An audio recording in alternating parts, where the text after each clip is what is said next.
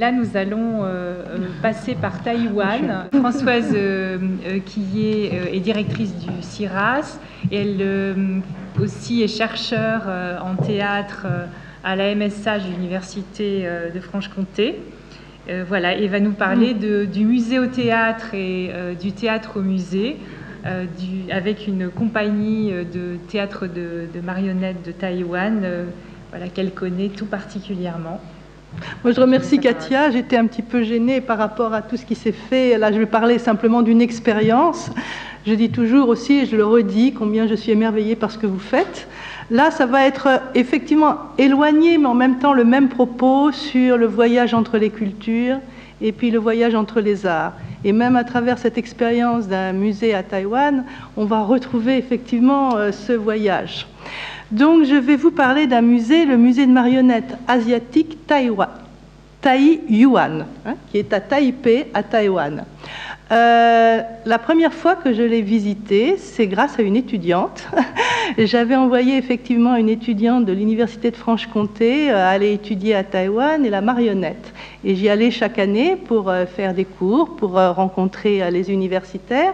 Et elle m'a dit, mais il faut absolument visiter ce musée.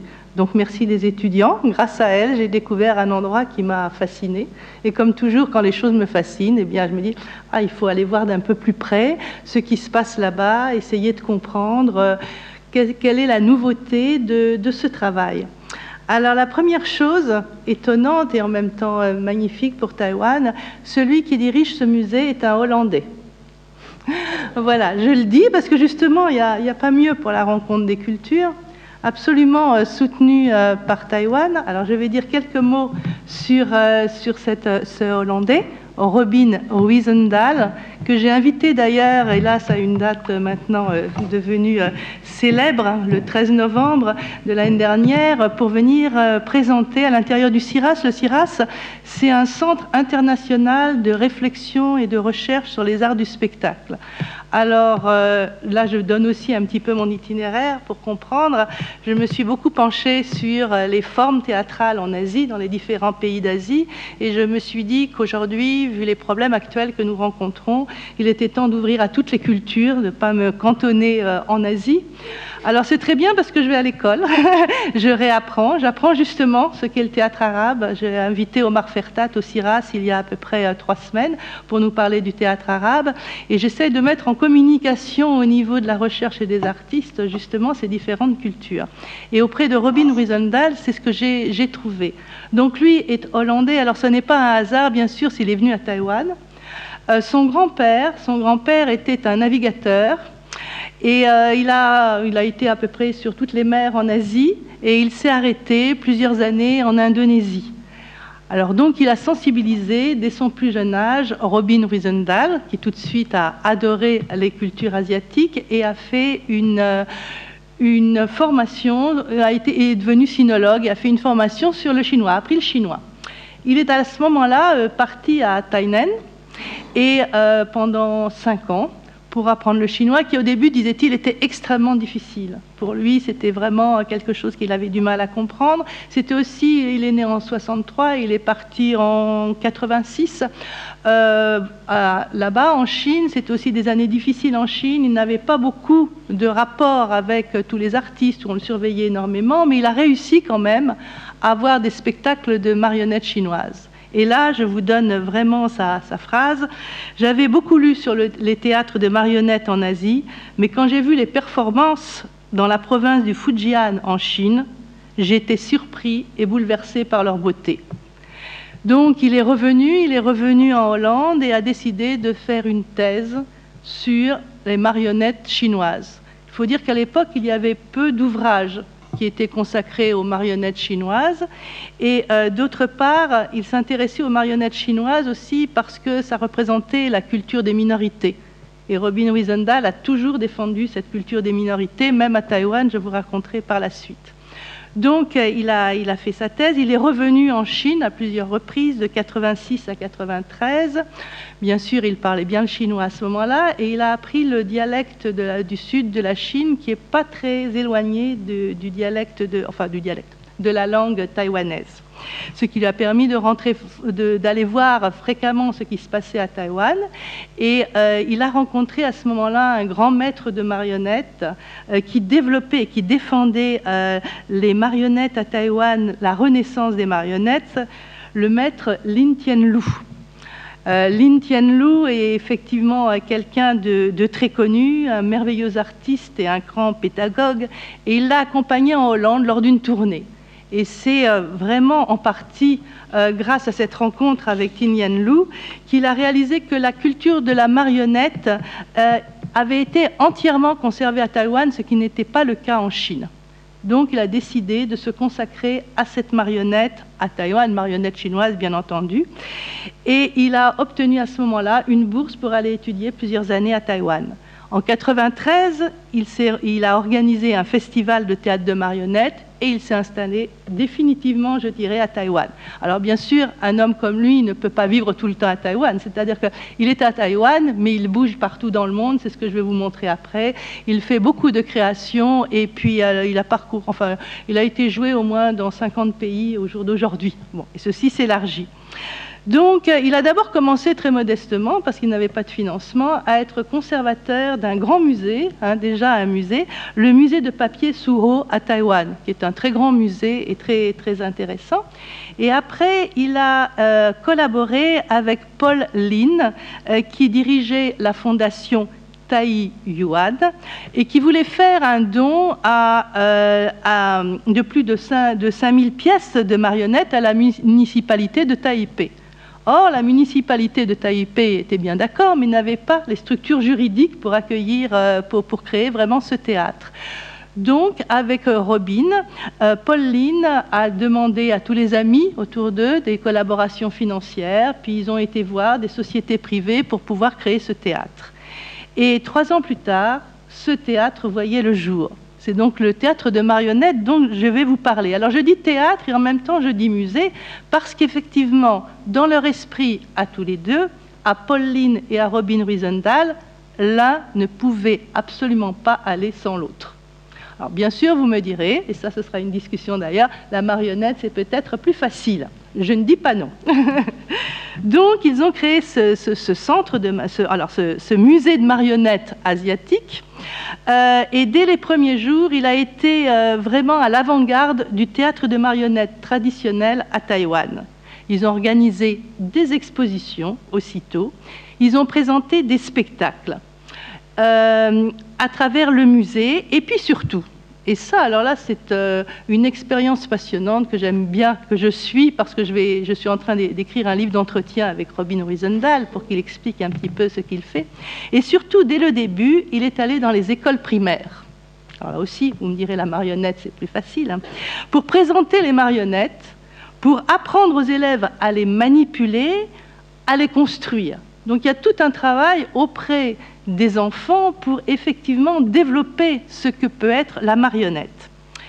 Lui-même a d'ailleurs au début manipulé les marionnettes. Alors il dit toujours, je n'étais pas un grand artiste en ce domaine, il a été très heureux quand un maître de marionnettes est arrivé, a rejoint la troupe, à qui il a donné vraiment cette possibilité de manipuler les marionnettes, et il s'est alors consacré à l'écriture. Alors il dit des scripts. Très modestement, ce n'est pas faux parce qu'il essaie de ne pas trop développer les histoires. Je vous raconterai par la suite. Il a écrit une 20aine de pièces pour marionnettes. Et il a cherché surtout, dès le début, et ça c'est intéressant, l'innovation, en préconisant des performances courtes, une fusion, ça c'est très intéressant aussi, des musiques traditionnelles et des musiques contemporaines, des musiques asiatiques et des musiques occidentales. Et puis aussi, justement, on parlait des langues, donc ça c'est passionnant, de ne pas parler que le chinois dans les spectacles de marionnettes, mais d'employer aussi l'anglais. Et puis on verra après, alors ce qui est quand même quelque chose, bien sûr, à Taïwan on parle couramment l'anglais, ce qui est différent de la Chine où on commence à parler l'anglais. Mais c'était donc important, et après on verra qu'il va introduire encore d'autres langues, bien entendu. Son premier spectacle, pour que vous compreniez bien, et vous verrez que ce n'est pas un hasard, c'est Marco Polo. Bien entendu, le fameux Marco Polo, qui a eu beaucoup de succès. Mais déjà, il l'a déformé. C'était certes une histoire d'amour qui s'écartait de la tradition du récit du théâtre traditionnel, de marionnettes taïwanaises, et de la tradition aussi de ce Marco Polo qu'on connaissait par le choix du rôle masculin. C'était un jeune homme de 16 ans qui arrivait à la cour et qui perturbait cette cour. Et le dialogue, à ce moment-là, alternait entre le taïwanais, et non pas l'anglais, mais bien sûr l'italien. Et l'orchestre jouait un mélange de nangan, baiguan et opéra italien. Et on chantait en italien ou en taïwanais, en respectant l'opéra chinois ou en respectant l'opéra italien. Après, donc, il a fait de nombreux autres spectacles dont je vous parlerai. Et puis, ces spectacles ont été en tournée. Alors, effectivement, il a tourné énormément dans les pays d'Asie, et puis aussi en Turquie, en Russie, en Italie, aux Pays-Bas, bien entendu. Et il est venu aussi en France à plusieurs reprises. Et pour promouvoir deux théâtres, le théâtre traditionnel et le théâtre contemporain, il a créé deux troupes de théâtre rattachées à ce musée. En 2004, d'une part, une troupe traditionnelle de marionnettes asiatiques qui synthétisait la partie la plus traditionnelle des Taïwanais du Nord et puis en même temps les techniques scéniques contemporaines. Et puis, une création tout à fait contemporaine, le théâtre de la compagnie Nadou, qui mettait l'accent, elle, sur la narration dans un contexte beaucoup plus moderne et qui alliait l'imagination visuelle et la scénographie moderne, avec des nouvelles technologies d'ailleurs qu'il introduisait dans ces deux théâtres. Et en 2005, cette compagnie, ce musée, le Centre de la marionnette a eu un lieu permanent qui a été donné généreusement par la veuve d'un grand homme de marionnette, Lin Liu-Tsin, et il s'est installé pour le moment, j'allais dire définitivement, mais le définitif je n'aime pas, donc il s'est installé pour le moment, et normalement pour un bon bout de temps, dans l'endroit le plus historique de Taïwan. Et il a changé à ce moment-là le nom, en hommage justement à cette bienfaitrice, en Lin Liu-Tsin Puppet Théâtre. Ce nouvel emplacement a été très important pour lui, et je pense toujours au musée, parce que ça lui a permis de rassembler tous les départements qui composaient le musée dans un emplacement central. Il y avait les collections, il y avait les expositions, il y avait le théâtre et même le lieu d'éducation qui était donné aux enfants des écoles primaires et même secondaires, et puis la promotion de programmes de toutes sortes dans un même lieu. Alors le musée, donc, comme je vous l'ai dit, il est situé dans l'un des plus vieux quartiers de Taipei. Il comprend donc deux bâtiments, qui sont des bâtiments historiques, le musée lui-même et le théâtre. Moi j'ai vu, ça faisait il y a 2 ans que je ne suis pas retournée, j'ai vu la construction du théâtre, mais je ne l'ai pas vu réalisée. Le musée comprend lui-même 4 étages d'exposition et puis des ateliers. Et ça, c'est magnifique. Il y avait des ateliers tels que la sculpture de marionnettes, des démonstrations marionnettistes, le théâtre de marionnettes pour les enfants et la formation aux techniques de la marionnette traditionnelle. Donc, plusieurs formes d'ateliers qui sont dans ce bâtiment. Aujourd'hui, ce musée est officiellement désigné comme un centre culturel par le ministère de la Culture. Le musée, donc, présente de nombreuses expositions d'art pour l'éducation artistique des enfants. Et ça, c'est un point vraiment fondamental. Je vais vous donner l'exemple d'une de ces expositions. C'est l'exposition Coco, de la nature à l'art. C'était en 2011. Et il y avait 12 peintures à huile qui présentaient le début des peintures taïwanaises de paysages. Grâce à ces œuvres, les enfants pouvaient découvrir la manière dont les artistes représentaient sur leur toile les couleurs, les quartiers, la campagne, les montagnes, les sites célèbres, les endroits pittoresques, tout ce qu'on voulait.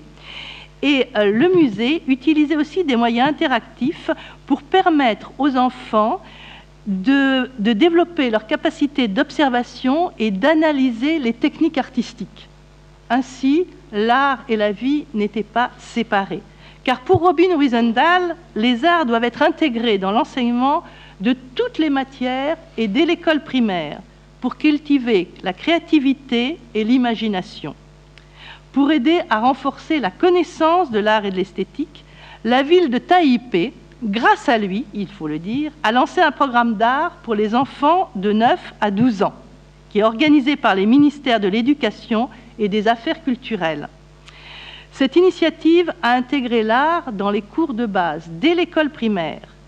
Il s'agit, dans les différentes années de primaire, d'amener les élèves, dès le primaire, visiter les musées, de les amener au concert, alors au concert de l'orchestre symphonique de Taipei et de l'orchestre de musique chinoise, au spectacle d'opéra chinois et de théâtre contemporain. Et alors là, il y a cette fameuse phrase que Robin, bien sûr, Wiesenthal, ne cessait de me répéter. La ville de Taipei considère les droits d'accès à la culture comme une partie inaliénable des droits de l'homme. Et donc à développer, effectivement, il faut le dire, à Taipei, il y a tout un ministère de la culture qui s'intéresse vraiment à la culture, qui essaye de développer au maximum toute la connaissance des arts. Donc, les spectacles comprennent des pièces du répertoire traditionnel, comme je vous l'ai dit, jouées dans un castelet à l'ancienne, en plein air, et des spectacles modernes qui impliquent marionnettes, acteurs et musiciens. Donc je ne veux pas vous énumérer, peut-être que là je dois m'arrêter, donc je vais juste vous donner quelques éléments. Alors ce qu'on peut dire, si je vais quand même vous donner une pièce, alors après, juste des titres. Le voleur honorable Lao Tin-Ting. C'est le Robin des Bois taïwanais. Alors donc Robin Wiesenthal s'est inspiré de Robin des Bois, mais a transformé l'histoire, bien entendu. Quand même, ceux que vous connaissez un petit peu, La petite fille aux allumettes d'Andersen, mais contrairement à La petite fille malheureuse du conte de fées, l'héroïne a connu un ami, un copain, et tous les deux vont sortir de leur misère parce qu'ils travaillent dans une usine et vivent très pauvrement. Et puis après, il y a bien sûr des histoires inspirées de contes chinois, des histoires d'amour de contes chinois. Et puis alors, un sur lequel je vais m'arrêter un peu parce que je pense que ça fait une très belle synthèse de ce qu'il essaye de faire. Alors on dit toujours, ça j'ai horreur de ces mots, mais je vais les employer là, entre tradition et modernité. Bon, je me dis, on voit tout le temps ça, n'employons pas ces mots-là, mais je pense que là, ça a une pertinence, c'est-à-dire entre ces formes traditionnelles de la marionnette taïwanaise et puis les formes plus contemporaines. Alors, donc, ça s'appelle La Boîte, et c'est un spectacle qui a été créé avec une compagnie française, la Compagnie des Onzons, et qui a été représenté à Charleville-Mézières. Donc, c'est quand les marionnettes sortent de leur boîte, donc tradition et modernité, acteurs et marionnettes, Orient et Occident, tout public et toute culture. La boîte s'anime de l'intérieur, et il va y avoir une succession de tableaux qui font vivre, à tour de rôle, les spécificités marionnettiques de chacune des deux compagnies, l'ancienne et la nouvelle. Tantôt, il y a des comédiens marionnettistes de taille humaine, tantôt des marionnettes à gaines lyonnaises et chinoises qui rivalisent d'ingéniosité pour exposer leur savoir-faire réciproque et racontent une histoire d'amour qui naît entre la blonde Marie et le jeune Taïwanais Aki, bien entendu. Donc, tentative ratée ou très difficile de faire accepter leur attirance l'un pour l'autre, opposition des familles, des cultures à des années-lumière l'une de l'autre, mais bien sûr, l'amour triomphera. Accompagné de bout en bout par les accords live de 3 musiciens exceptionnels, un Chinois, un Taïwanais, un Français, les protagonistes échappent peu à peu à leurs personnages, à leurs marionnettes, jusqu'à une confusion des genres, jusque-là, hors du commun, et qui, bien sûr, permet de porter un message de paix. Nous avons la chance, là, de rencontrer Philippe Aucher, pour ceux qui connaissent, Stéphanie Lefort, pour les Onzons, qui travaillent avec Robin Wiesenthal, et puis tous les acteurs du Taïwan Puppet Théâtre. Donc, on peut dire qu'effectivement, là, quand on sort de sa boîte, qu'est-ce que ça donne, ce mélange des cultures, comment on les fait se rencontrer et qu'est-ce que ça provoque. Alors donc, je termine par l'objectif, bien sûr, les objectifs de Robin Wiesenthal. Je dirais très modestement déjà, eh bien, c'est de trouver un public plus important pour les marionnettes, car effectivement, Taïwan a été une île, vous voyez la petite île à côté de la Grande Chine, où vraiment la marionnette a toujours été très importante, mais maintenant les jeunes se désintéressent plus de ce théâtre dit classique ou traditionnel, donc il s'agit de les raccrocher à cet art de la marionnette et de vraiment faire connaître à un public de plus en plus important cette marionnette qui a toujours existé à Taïwan. Et puis, comme il dit, c'est de garder ces marionnettes vivantes, de promouvoir les cultures, donc de la marionnette traditionnelle et de la marionnette moderne, et d'accueillir des troupes de tout le Pacifique à Taïwan et de créer des spectacles ensemble, ainsi que des troupes qui viennent d'autres régions du monde pour créer ensemble des spectacles. Donc là, ce théâtre de Robin Wiesenthal est devenu, l'année dernière, un centre éducatif de la marionnette et a été vraiment reconnu par la ville de Taipei. Ce n'est qu'un début. La dernière fois que je l'ai interrogé, il m'a dit oui, je suis allé à Taïwan et j'ai été dans les régions, dans le nord et le sud, il y a des régions où on ne parle pas exactement le taïwanais classique, disons, et donc il a joué dans le dialecte de ces gens du nord et du sud pour que les enfants puissent effectivement avoir accès à la marionnette. Donc là, même à l'intérieur de Taïwan, il va dans des endroits où il existe des minorités pour développer justement l'art de la marionnette. Alors, Taïwan est un petit exemple, comme il le fait dans le monde entier. Voilà, merci. Donc c'est un petit peu à part, mais...